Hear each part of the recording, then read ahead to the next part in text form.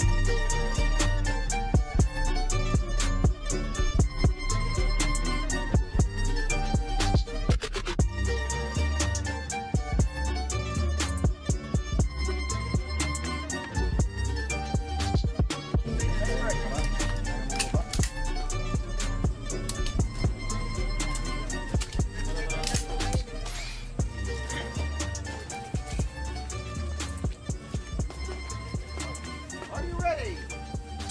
Stand by.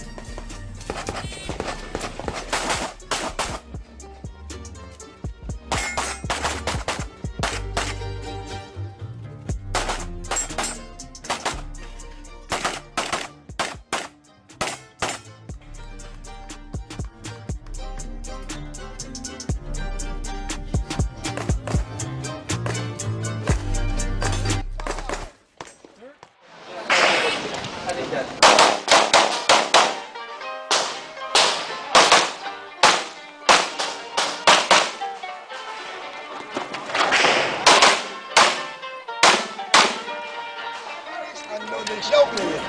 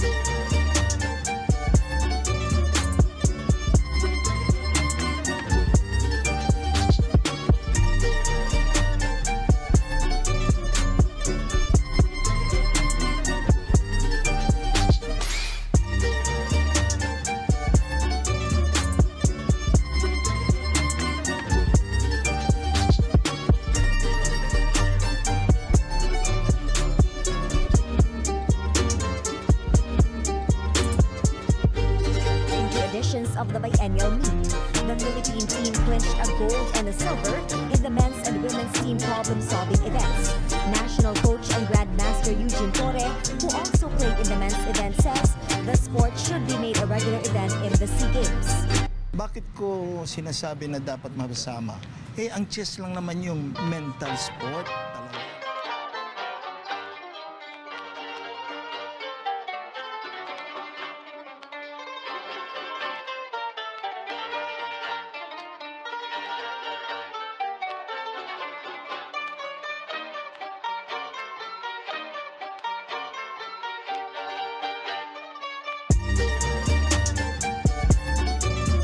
ベガ6コースタイのラタジャイ、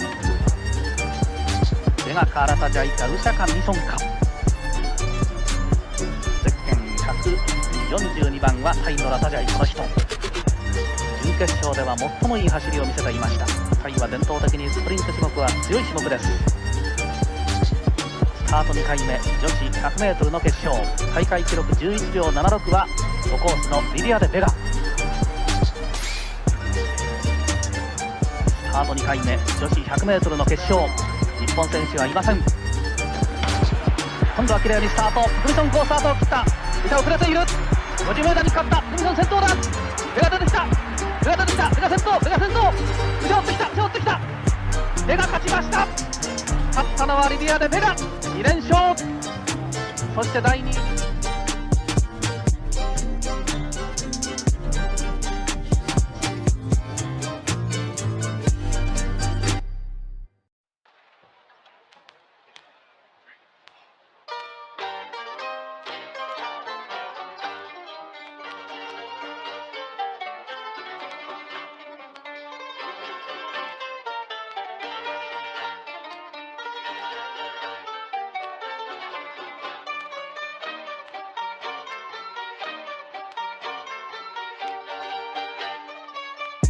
But he could stun.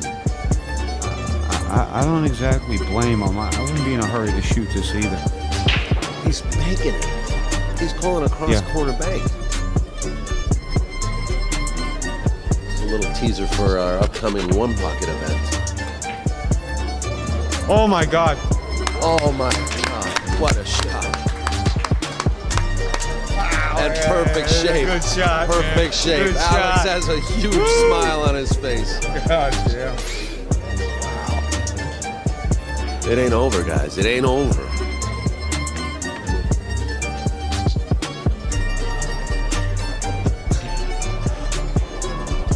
Alex is going to get up. He's going to get up. Oh, he's not going to make him shoot this. He's going Are to you wait. kidding He's me? going to wait until he's down on the ball. Earn this game. You make him shoot it.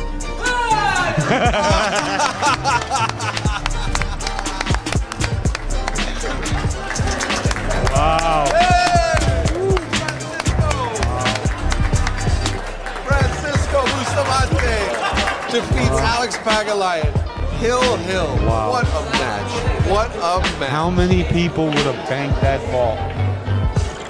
Only that guy. Only that guy. Wow. Wow.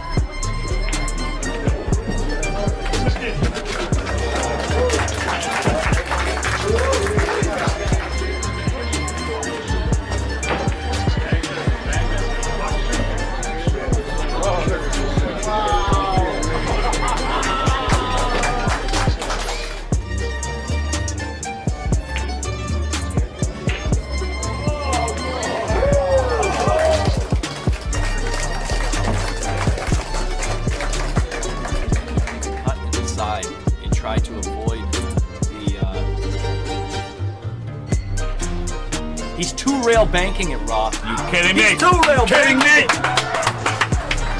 Oh my Screenshot God. that.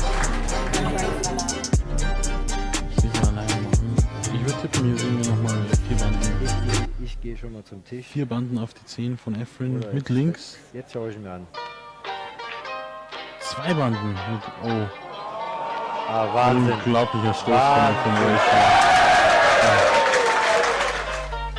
Vielleicht kann ich erstmal nicht hören, weil der Applaus wird so groß sein in der Arena.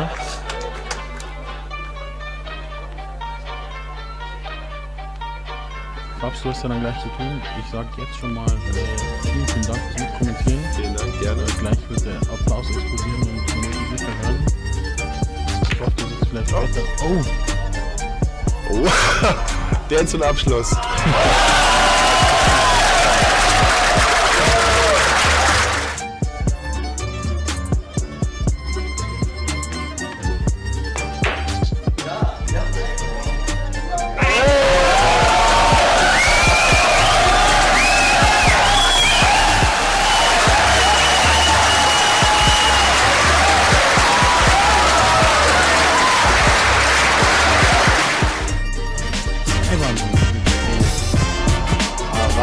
Unglaublicher Stoß.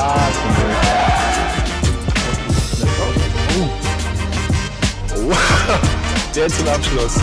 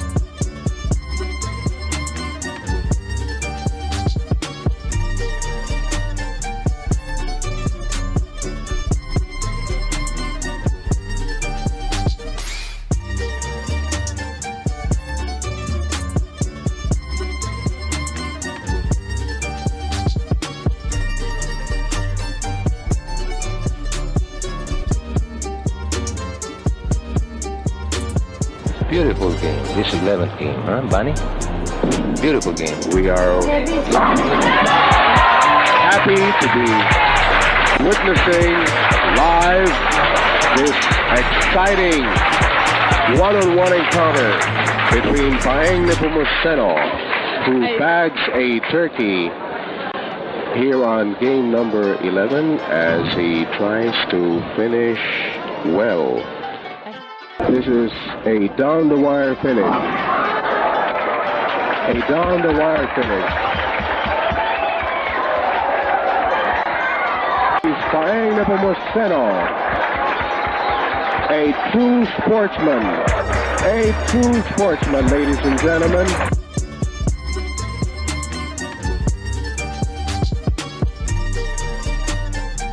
There's Paeng Nepomuceno.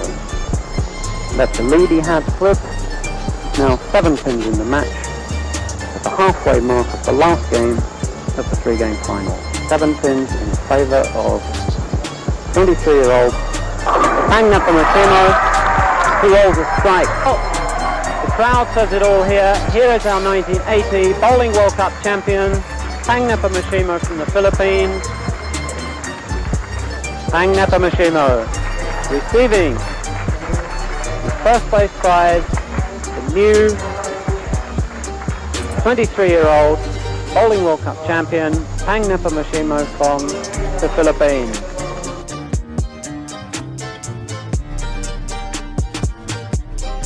Title-winning shot coming up right now.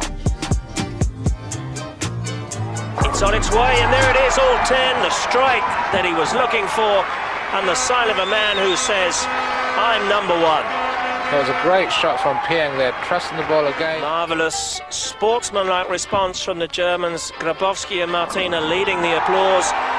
And that settles it, the final nail in the coffin for Akin Grabowski. And those fans who've made it all the way here from the Philippines know that they are looking at the world champion for the third time in his career, Pang Nepomuceno. Final shot of the tournament comes up. It doesn't matter because it's academic. It was all over once the man from Manila threw that big strike in the 10.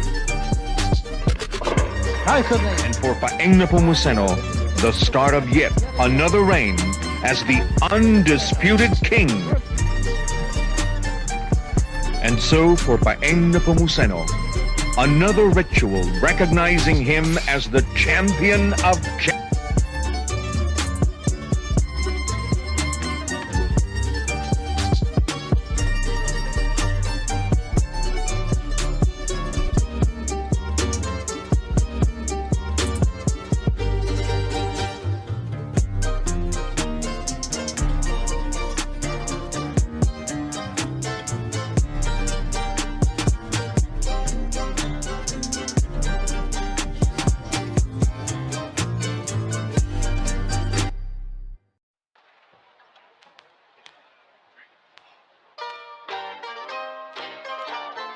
Up to those guys.